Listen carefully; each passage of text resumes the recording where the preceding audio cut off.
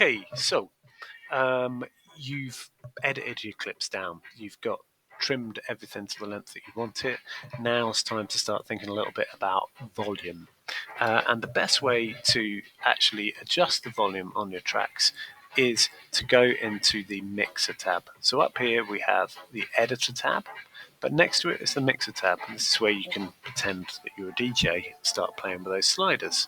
Now you might find that everything seems a little bit quiet, and so by turning Danny up and turning Josh up, you think, okay, It's about the kid, isn't it? Not the parents.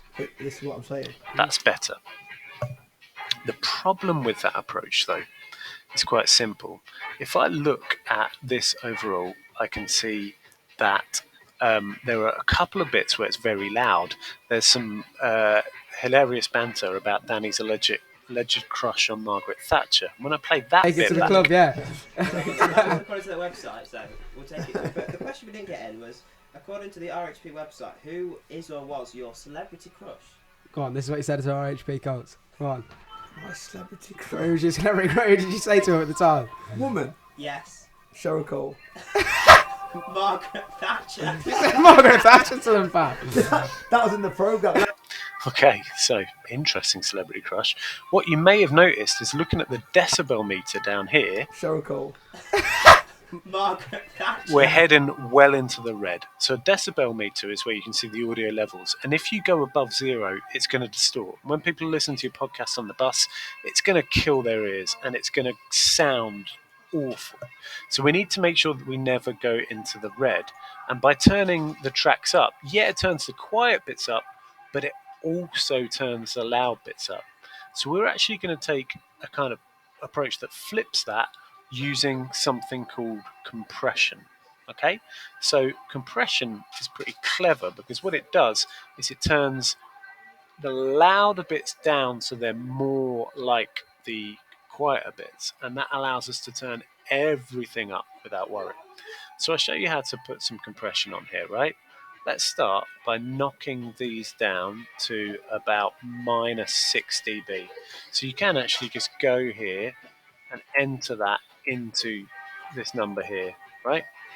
So we're at -6, and so that is actually going to make those quieter bits even quieter. But what it is going to do is give us plenty of room on the really loud bits. Now, I'm going to come over to my mixer here, and I'm going to press on this tiny little arrow here, and I'm going to go to amplitude and compression, and I'm going to pick out multi-band compressor. Now that multi-band compressor I'm going to set to broadcast, and with my multi-band compressor set to broadcast I can close that now, and that is now a lot louder. Everything is louder, not just the loud bits but the quiet bits. So even in that loud You bit, got four. don't need to worry about it going into the red. Yeah. And the quieter bits are less quiet in relation to the louder bits than they were. So that's a really, really good starting point to try and sort your volumes out. Bring your individual tracks down to -6, go over to your master volume, click on this arrow, amplitude and compression, add your multi-band compressor, selecting broadcast as your option.